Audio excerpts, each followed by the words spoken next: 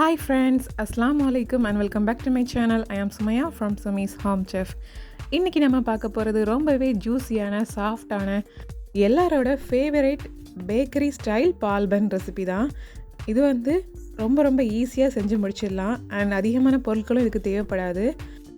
ரொம்ப ஈஸியாக செஞ்சு முடிச்சிடலாம். இப்போ வாங்க இந்த பேக்கரி ஸ்டைல் பால் பன் ரெசிபி எப்படி பண்ணுறதுன்னு பார்த்துட்டு வந்துடலாம். பால் பன் பண்ணுறதுக்கு முதல்ல நாம் வந்து 1/2 கப் அளவுக்கு தயிரை ஒரு மிக்சிங் பவுலில் எடுத்துக்கலாம். இப்போ இது கூடவே நாம் 1/2 டீஸ்பூன் அளவுக்கு மட்டும் பேக்கிங் சோடா சேர்த்து கலந்து விட்டுக்கணும். இதை கலந்து ஒரு ஓரமாக வச்சுக்கலாம். பாருங்கள், இந்த மாதிரி நல்லா நுரைச்சி வரணும். ஸோ இப்போ வந்து இதை ஒரு ஓரமாக வச்சுட்டு நம்ம இன்னொரு பக்கம் வந்து சுகரை வந்து பொடி பண்ணி எடுக்கணும். ஸோ இது அப்படியே இருக்கட்டும். இப்போ நம்ம ஒரு மிக்சர் ஜாரில் 6 டேபிள் ஸ்பூன் அளவுக்கு மட்டும் சுகர் எடுத்துக்கிறோம். இப்போ இதில் வந்து ஃப்ளேவருக்காக நான் இங்கே வந்து ஏலக்காவோட சீட்ஸை சேர்க்க போகிறேன். அதாவது தோல் நீக்கின ஏலக்காவோட சீட்ஸ் 3 ஏலக்காவோட சீட்ஸை மட்டும் எடுத்து சேர்த்துக்கிறேன். இப்போ இதை நல்லா பொடி பண்ணி எடுத்துகிட்டு வந்துடலாம். ஸோ இப்போ ஃபைனாக பொடி பண்ணி எடுத்துகிட்டு வந்தாச்சு. சீட்ஸும் நல்லா அரைஞ்சிட்டு இப்போ ஒரு மிக்சிங் பவுலில் 2 கப் அளவுக்கு மைதா எடுத்துக்கிறோம்.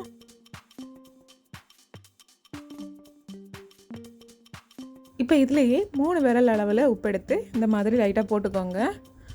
கொஞ்சமாக சால்ட்டு டேஸ்ட் இருந்தால் போதும். இப்போ நம்ம பவுடர் பண்ணி வச்சுருந்தோம்ல அந்த சுகரையும் சேர்த்துக்கலாம்.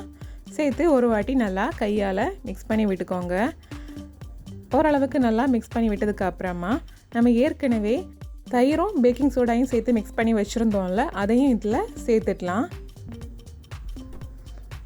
இது சேர்க்குறதுனால அந்த பால் பன் வந்து ரொம்பவே சாஃப்டாக இருக்கும். நம்ம ஈஸ்ட் சேர்க்காமல் செய்கிறோம். ஸோ இதுதான் வந்து அந்த சாஃப்ட்னஸை கொடுக்கும் அந்த பால் பன்னுக்கு. இப்போ அடுத்ததாக நாம் இதில் தண்ணி சேர்க்க போகிறோம். ஸோ தண்ணி வந்து கொஞ்சமாக சேர்த்தா போதும். ஸோ கொஞ்சமாக சேர்த்து இந்த மாதிரி கலந்து விட்டுக்கோங்க. மாவு பார்த்திங்கன்னா ரொம்ப கட்டியாகவும் இருக்கக்கூடாது, அதே மாதிரி ரொம்ப தண்ணியாகவும் இருக்கக்கூடாது. கொஞ்சம் லூஸாக அந்த மாதிரி இழுந்து வர்றது மாதிரி இருக்கணும். ஆனால் இங்கே 1/2 கப் தண்ணி வந்து எடுத்திருந்தேன், பட் அதுலேயும் மீதம் வந்துச்சுது. ஸோ கொஞ்சமாக தான் வந்து தேவைப்பட்டுச்சுது. இப்போ பாருங்கள், இந்த மாதிரி இருக்கணும். ஸோ இதுதான் சரியான பக்குவம். இந்த மாதிரி இழுக்கும்போது இழுந்து வர்றது மாதிரி பார்த்துக்கோங்க. அண்ட் ரொம்ப தண்ணி ஆகிடக்கூடாது. அவ்வளோதான். இப்போ மாவு ரெடி ஆகிடுச்சு. இப்போ நாம் இந்த மாவை வந்து ஜஸ்ட் 30 மினிட்ஸ் மட்டும் அப்படியே மூடி வச்சுக்கலாம். மீன்வெயில் நம்ம இதுக்கான சுகர் சிரப்பை ரெடி பண்ணிடலாம். சுகர் சிரப் ரெடி பண்ணுறதுக்கு ஒரு பாத்திரத்தில் நம்ம வந்து முதல்ல 1.5 கப் அளவுக்கு சுகரை அளந்து எடுத்துக்கிறேன். இங்கே பார்த்திங்கன்னா நம்ம சுகர் சிரப் வந்து ரொம்ப திக்காக பண்ண போகிறதில்ல. குலாப் ஜாமுனுக்கெல்லாம் பண்ணுவோம்ல அந்த மாதிரியான ஸ்டேஜ் போதும். அதாவது ஸ்டிக்கியான ஸ்டேஜ், கம்பி பதம் வர வேண்டாம். ஸோ இப்போ நம்ம 1.5 கப் அளவுக்கு சுகர் சேர்த்தாச்சு. இது கூடவே 3/4 கப் அளவுக்கு தண்ணியும் சேர்த்து நம்ம இப்போ இதை சூடாக்க போகிறோம். ஸோ இதை அப்படியே நம்ம ஸ்டவ்வில் வச்சு சூடாக்கிக்கலாம்.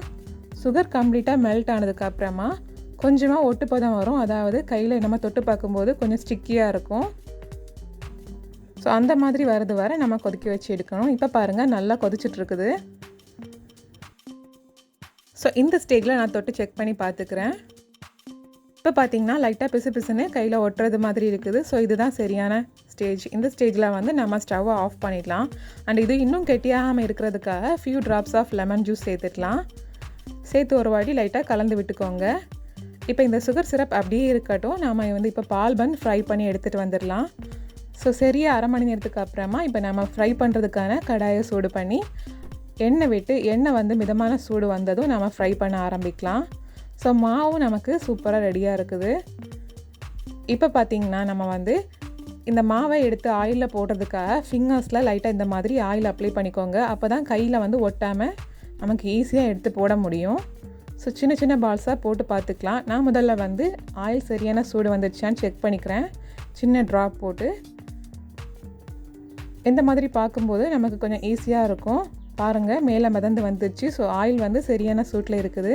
இப்போ இந்த மாதிரி சின்ன பால்ஸாக எடுத்து போட்டுக்கோங்க. பிகாஸ் நம்ம ஃப்ரை பண்ணும்போது பால் வந்து ரொம்ப பெருசாகும். நம்ம அதில் பேக்கிங் சோடா எல்லாம் சேர்த்துருக்கோம். அதனால ஸோ நம்ம போடுற அளவை விட டபுள் சைஸில் வரும். அதுக்கு ஏற்றது மாதிரி உங்களுக்கு விருப்பமான சைஸில் நீங்கள் போட்டுக்கோங்க. ஸோ இந்த மாதிரி நாம் ஒவ்வொரு சின்ன பால்ஸாக போட்டு ஃப்ரை பண்ணி எடுத்துக்க வேண்டியது தான். அண்ட் ஃப்ளேம் பார்த்தீங்கன்னா நீங்கள் ஹை ஃப்ளேமில் வச்சிங்கன்னா உள்ளாடி வந்து அன்குக்டாக இருக்கும். ஸோ சாப்பிட்றதுக்கு நல்லா இருக்காது. அதனால் மீடியம் ஃப்ளேம்லேயே வச்சு நம்ம ஃப்ரை பண்ணி எடுத்துக்கணும். இது கம்ப்ளீட்டாக வந்து கோல்டன் ப்ரௌன் கலரில், அதாவது இந்த மாதிரி வந்ததுக்கப்புறமா நாம் இதை வந்து ஆயிலிருந்து எடுத்து மாற்றிடலாம். ஸோ மிதமான சூட்லேயே ஃப்ரை பண்ணி எடுத்துக்கோங்க. அப்போ தான் நல்லா உள்ளாடி வெந்திருக்கும். இப்போ இந்த மாதிரி நாம் எல்லாத்தையும் எடுத்து மாற்றிடலாம். இப்போ பாருங்கள், நம்மளோட மில்க் பன் வந்து ரெடியாக இருக்குது, ஃப்ரை ஆகிடுச்சு. இப்போ இதை நாம் சுகர் சிரப்பில் போட்டுடலாம். சுகர் சிரப்பில் வந்து இது எவ்வளோ நேரம் போடணும்னு பார்த்தீங்கன்னா, நம்ம எவ்வளோக்கு எவ்வளோ வந்து அதில் போட்டிருக்கோமோ அவ்வளோ அது வந்து சுகரை அப்சர்வ் பண்ணிக்கும். ஸோ உங்களுக்கு இனிப்பு கம்மியாக வேணும்னா நீங்கள் போட்டு வந்து ஒரு நிமிஷத்தில் எடுத்து மாற்றிடலாம். இதுவே இனிப்பு கொஞ்சம் அதிகமாக வேணும்னா நம்ம செகண்ட் ரவுண்ட் ஃப்ரை பண்ணி முடிக்கிறது வரை ஃபஸ்ட் ரவுண்ட் ஃப்ரை பண்ணதை அந்த சுகர் சிரப்பில் போட்டுட்டு அப்புறமா அதை எடுத்து மாற்றிட்டு செகண்ட் ரவுண்ட் ஃப்ரை பண்ணதை சேர்த்துக்கலாம் சுகர் சிரப்பில். ஸோ இந்த மாதிரி நம்ம மாறி மாறி பண்ணும்போது இந்த சுகர் சிரப்பில் கொஞ்சம் நேரம் போட்டு எடுத்தது மாதிரியும் இருக்கும், ரொம்ப ஸ்வீட்டாகவும் இருக்கும். ஸோ இப்போ நான் சொன்னது மாதிரி ஃபஸ்ட் ரவுண்டில் ஃப்ரை பண்ணதை சுகர் சிரப்லேருந்து எடுத்து மாற்றிட்டு செகண்ட் ரவுண்டில் ஃப்ரை பண்ணதை இப்போ சுகர் சிரப்பில் சேர்த்துருக்கோம். இதை லைட்டாக கலந்து விட்டுட்டு இப்போ அடுத்ததை நம்ம ஃப்ரை பண்ணி எடுத்துக்க வேண்டியதுதான். ஸோ இந்த மாதிரி நாம் ஒவ்வொரு வாட்டியும் ஃப்ரை பண்ணி எடுத்துக்க வேண்டியதுதான். ரொம்பவே சூப்பரான ஜூஸியான பேக்கரி ஸ்டைல் பால் பன் ரொம்பவே அழகாக தயாராகிடுச்சு. பாருங்கள், பார்க்கும்போதே சாப்பிடணும் போல் இருக்குல்ல. இந்த மாதிரி நீங்கள் செஞ்சு சாப்பிட்டிங்கன்னா குலாப் ஜாமுனை விட இதை தான் அதிகமாக விரும்புவீங்க. அவ்வளோ டேஸ்டியாக இருக்கும். ஸோ ஃப்ரெண்ட்ஸ், நீங்களும் இந்த ரெசிபியை மறக்காமல் உங்கள் வீட்டில் ட்ரை பண்ணி பாருங்கள். அண்ட் இந்த வீடியோ பிடிச்சிருந்தா வீடியோக்கு மறக்காமல் லைக், ஷேர், கமெண்ட் பண்ணுங்கள். இன்னும் இன்ட்ரெஸ்டிங்கான ரெசிபிஸ் பார்க்குறதுக்கு என்னோட சேனலை மறக்காமல் சப்ஸ்கிரைப் பண்ணிக்கோங்க. இந்த நாள் இனிய நாளாக அமையட்டும். தேங்க்ஸ் ஃபார் வாட்சிங்.